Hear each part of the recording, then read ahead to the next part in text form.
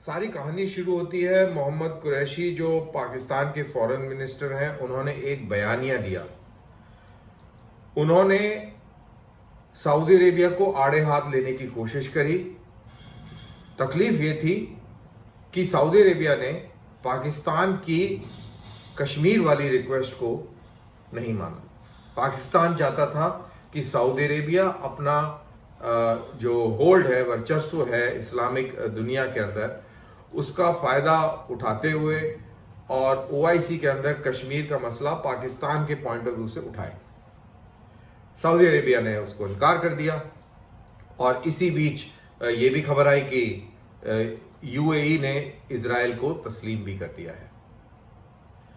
वहीं पिछले एक साल से और उससे थोड़ा ज्यादा ये कवायद भी चल रही है इमरान खान साहब की तरफ से बड़ी जोरों शोरों से कि ओआईसी को किसी तरह अंडरमाइन किया जाए और एक न्यू ग्रुपिंग इस्लामिक वर्ल्ड के अंदर खड़ी करी जाए।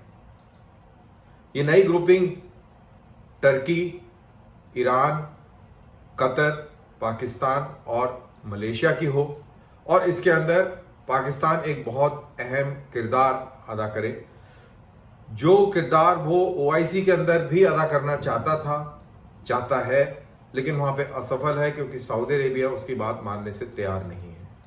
जमाना बहुत बदली हो चुका है। एक वो समय था, 80 का दशक था, जब सऊदी अरेबिया ने पाकिस्तान के अंदर हजारों मस्जिदों और मदरसों में पैसा लगाया था, वहाबी कल्चर को प्रमोट किया था और अफगानिस्तान में सो कॉल्ड जिहाद के लिए अपना पूरा जो है बैकिंग वो पाकिस्तान के पीछे लगा दी थी। अब सऊदी और पाकिस्तानियों का क्या रिलेशनशिप है ये भी समझना बहुत जरूरी है। पाकिस्तान और सऊदी के बीच में एक सिक्योरिटी मुआहदा है जिसके तहत पाकिस्तान फौजी कंटिजेंट प्रोवाइड करता है सऊदी अरेबिया के अंदर। आज जब हम बात कर रहे हैं तकरीबन 20,000 सैनिक सऊदी अरेबिया में मौजूद हैं।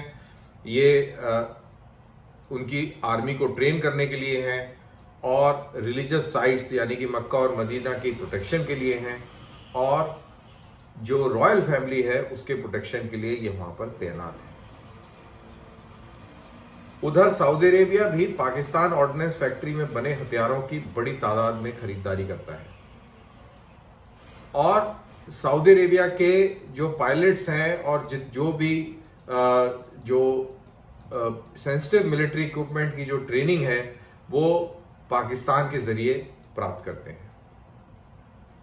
लेकिन ये मसला खराब होने लगा जब 5-6 साल पहले जब सऊदी अरेबिया ने पाकिस्तान से गुजारिश करी कि यमन पे हमला करने के लिए, यमन के खिलाफ मिलिट्री एक्टिविटी करने के लिए आप अपने सैनिकों को अनुमति दें, जो कि पाकिस्तान ने इनकार कर दिया। पाकिस्तान ने बिल्कुल साफ शब्दों में कहा कि हम सऊदी अरेबिया में साउद फैमिली को प्रोटेक्ट करने के लिए हैं, मक्का मदीना की साइट को प्रोटेक्ट करने के लिए हैं और अगर Saudi Arabia, kingdom of Saudi Arabia को कहीं से कोई बैरूनी खतरा है तो उसको प्रोटेक्ट करने के लिए है। यमन से सऊदी अरेबिया को इस समय फिलहाल कोई खतरा नहीं है।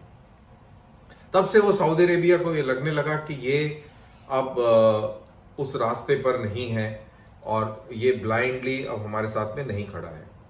तब से इन दोनों मुल्कों के बीच में थोड़ी तनकी शुरू हुई और चलते चलते एक कश्मीर का मसला बीच आड़े आ गया और पाकिस्तान जो है अपने कश्मीर प्रेम, जिसको मैं फेटल लव बोलता हूं, इसके चलते वो ईरान के साथ में जा बैठा और टर्की की जो एस्पिरेशंस हैं इस्लामिक वर्ल्ड को डोमिनेट करने की, पाकिस्तान ने उसको हवा दी और पाकिस्तान ने उसको सपोर्ट करना शुरू कर दिया।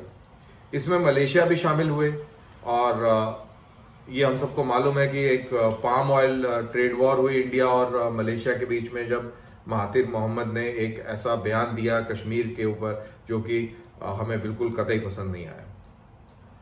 और पाकिस्तान भी जब सऊदी अरेबिया ने इस नए ग्रुपिंग की जो शुरुआत थी, जब उस पर आपत्ति जताई तो पाकिस्तान भी थोड़ा सा हिल गया, डर गया और ये थोड़ा से उसने कदम पीछे हटाए। लेकिन इस बार फिर जो है पाकिस्तान इसके अंदर फिर कूद चुका है और इस बार काफी रणनीति के तहत ये कार्रवाई कर रहे हैं।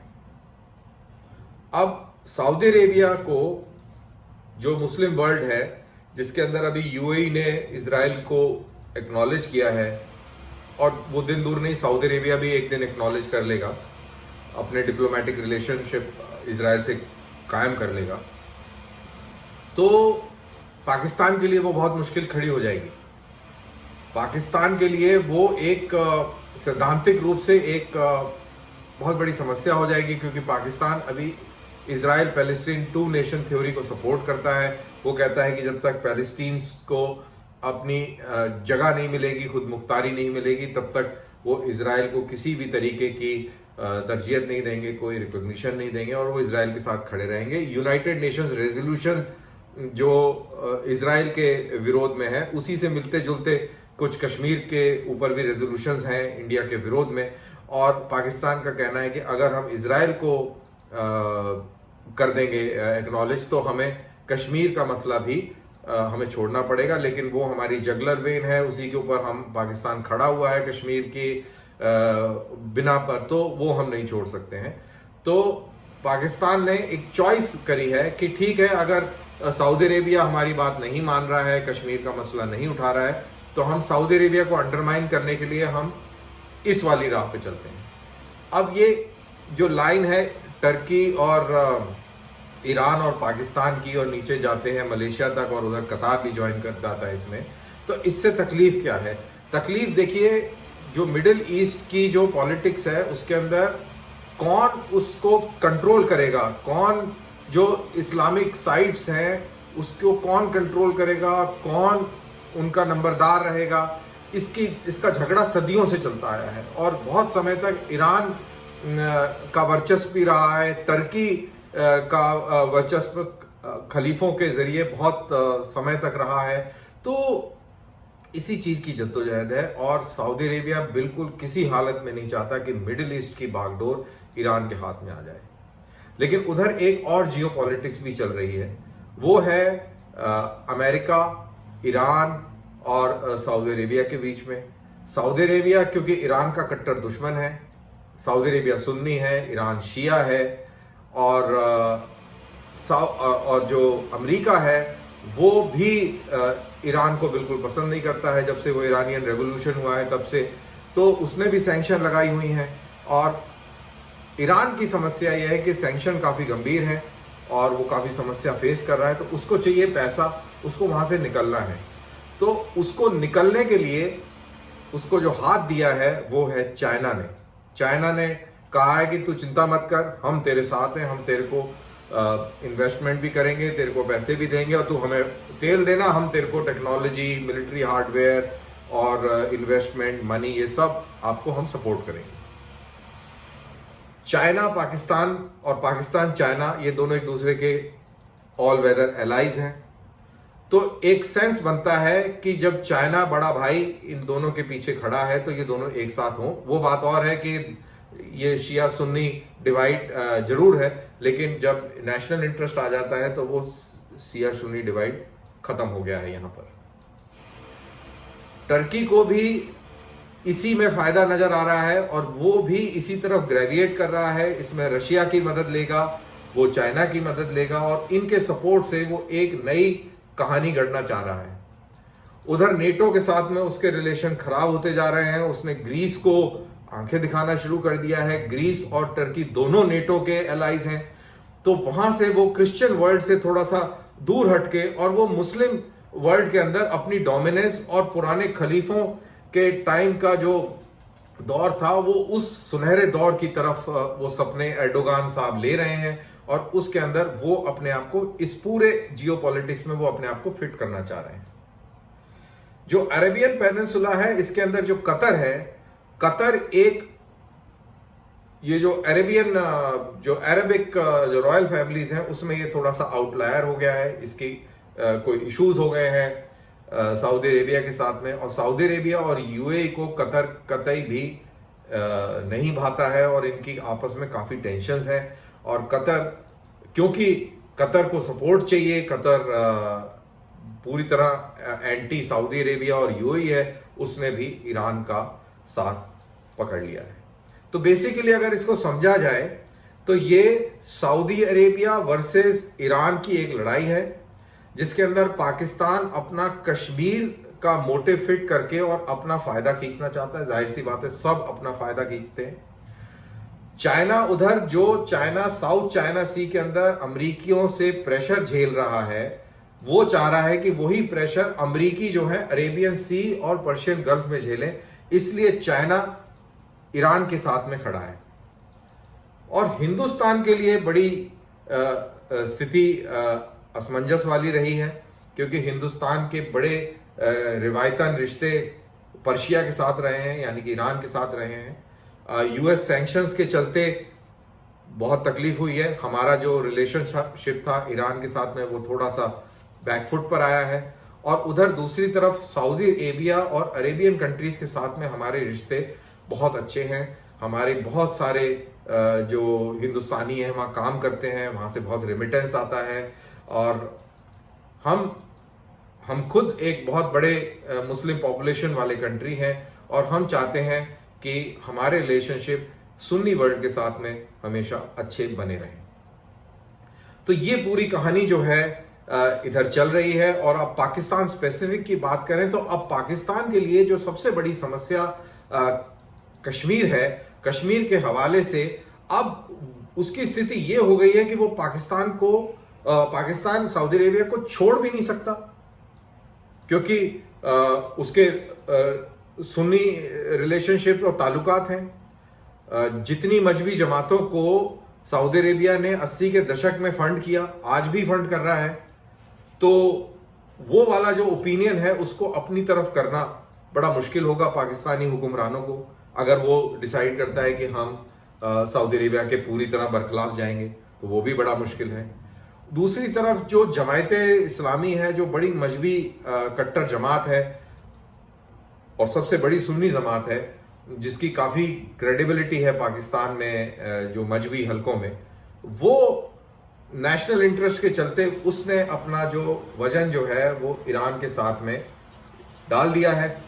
और जिसकी वजह से पाकिस्तान को ये तो मजबूती जरूर मिल जाती है कि ईरान के साथ चलने का एक सहारा जरूर मिल जाता है जमायत इस्लामी से, लेकिन सऊदी अरेबिया के पूरी तरह विरोध जाने में उसकी अभी इतनी हिम्मत नहीं है। ये बात बिल्कुल सही है कि पाकिस्तान की मिलिट्री बड़ी स्ट्रांग है, न्यूक्लियर वेपन स्टेट है, लेकिन उसकी जो इकोनॉमिक्स है, वो इकोनॉमी है इतनी जर्जर हालत में है कि वो इस न्यूक्लियर पावर और इस मिलिट्री स्ट्रेंथ का कहीं भी फायदा नहीं उठा सकता, क्योंकि जो मुल्क फाइनेंशियली कमजोर है वो आज की दुनिया में वो कहीं खड़ा नहीं हो सकता। तो ये पूरी सिचुएशन है, और अभी देखना होगा कि पाकिस्तान इसको किस तरीके से डील करता है, इस कैच 22 सिचुएशन से कैसे निकलता है कि सऊदी अरेबिया भी खुश रहे और टर्की, ईरान और चाइना के साथ में एक ग्रुपिंग बन जाए, और रशिया के साथ में भी कोजी अप हो जाए, वहीं अमेरिका भी नाराज ना हो और इंडिया एक कोने में दबाव महसूस करे और कश्मीर के ऊपर एक प्रेशर पड़े। ये बहुत बड़ी विश लिस्ट है। मेरे को तो खैर नहीं लगता, और मैं उम्मीद भी नहीं करता हूं एज ए गुड इंडियन कि ऐसा हो। और लेकिन जो मेरे को जो लाइन दिख रही है आने वाले समय में, वो पाकिस्तान के लिए एक बहुत ही बड़ा मॉरल डायलेमा होगा। और इसी मॉरल डायलेमा के चलते जिस तरीके से पाकिस्तान जज्बाती होकर डिसीजन लेता रहा है अपनी पूरी हिस्ट्री में, अगर उसी प्रकार से कोई उसने डिसीजन ले लिया तो पाकिस्तान के अंदर बहुत ही अंदरूनी बहरान पैदा हो जाएगा, मजहबी बहरान पैदा हो जाएगा। उसके इम्कानात जो हैं काफ़ी गंभीर हैं, और अगर ऐसा होता है तो ये सिचुएशन हम लोगों के लिए भी ठीक नहीं है, क्योंकि हमारी जो सुन्नी पॉपुलेशन है और जो पाकिस्तानी पॉपुलेशन है, इनके बीच में कल्चरल, लिंगुअल और रिलीजियस संबंध है, लोगों की रिश्तेदारियां हैं। तो जो पाकिस्तान के अंदर जो पॉलिटिक्स होती है उसका इम्पैक्ट हमारे यहाँ भी होना लाजमी है और होता है।